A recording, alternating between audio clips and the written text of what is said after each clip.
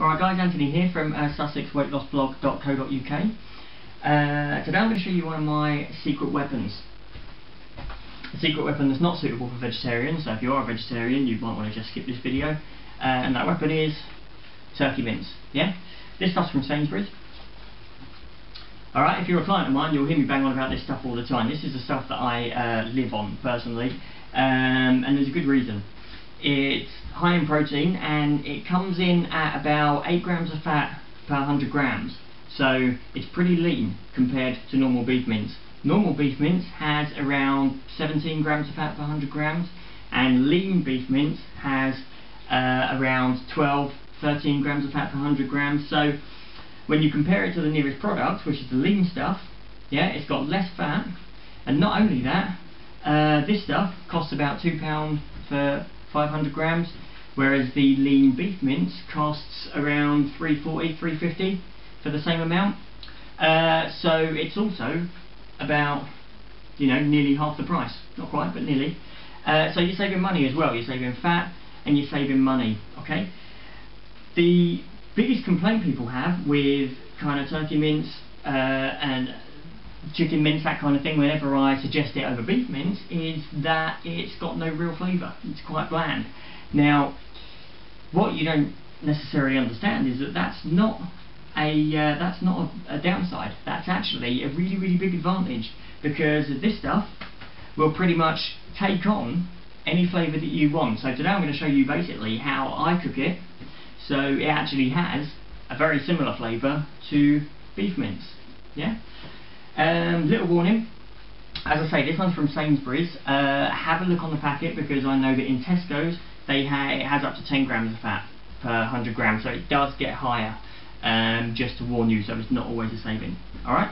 Right, let's get cracking. Now, I cook mine in a deep frying pan. First thing you want to do is put just a little bit of water in here, okay?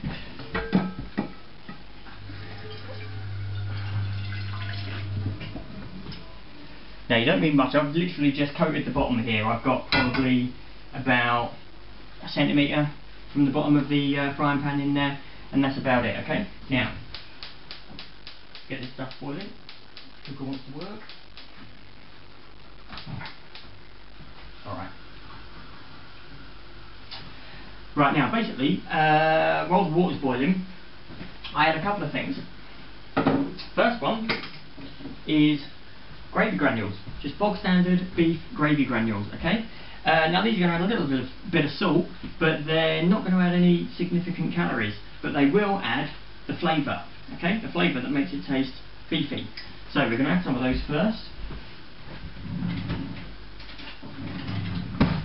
Now in the amount of water that I've got here, I tend to add about 3 teaspoons, yeah?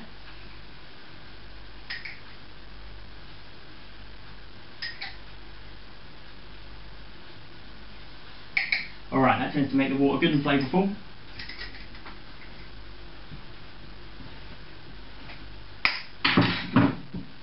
Now, when we've done that, give that a stir.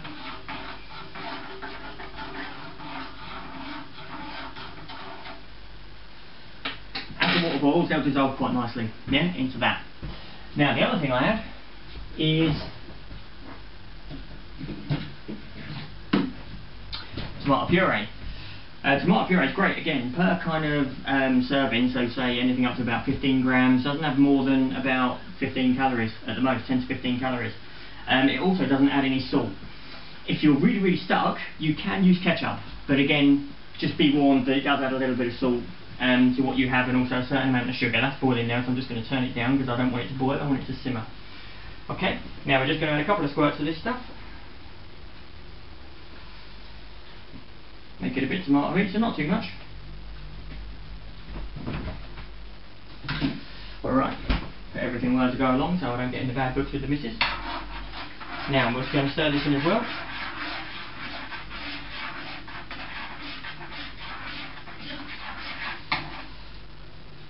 Alright, now we'll give that a minute, and that will all kind of simmer down into one big concoction.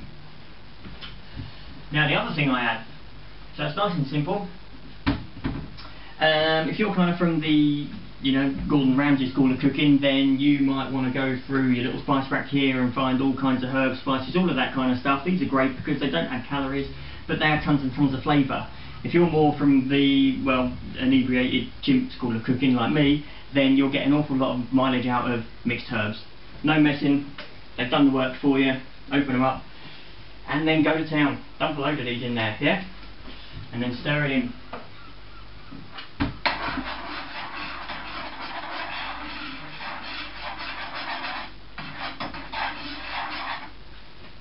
Alright, it's that simple. Now we've got a really nice kind of beef, tomato and herb base there now.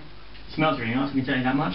And I'm going to chuck the mince in. Like I say, I put it down to just a little bit above a simmer, so it's not boiling, it's just kind of bubbling over.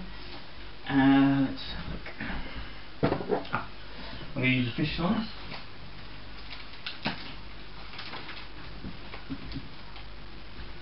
Alright.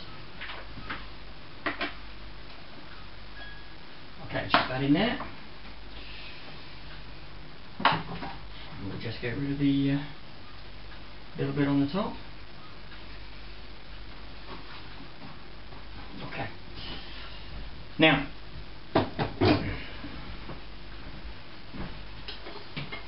I could have used a slice for this, I grant you, but I'm going to break this down.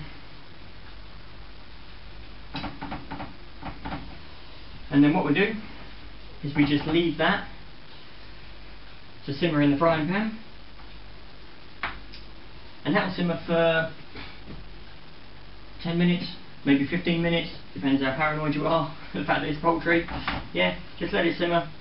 And as you go along, just turn it over every now and then, yeah, so it cooks all the way through. So, what I'll do is I'll cut it there and we'll come back in about 10-15 minutes.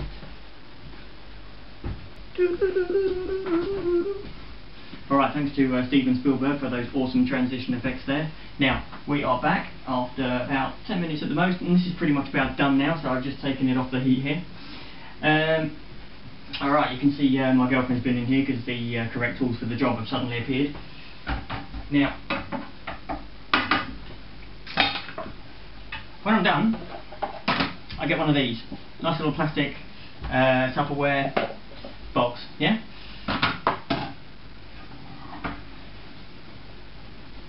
That's what it looks like. Finished.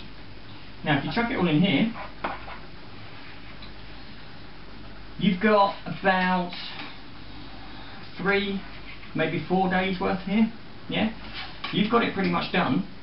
So now all you need to do is chuck it in the microwave for 3 or 4 minutes, possibly even 2 or 3 minutes, depending on how good your microwave is, and you're good to go.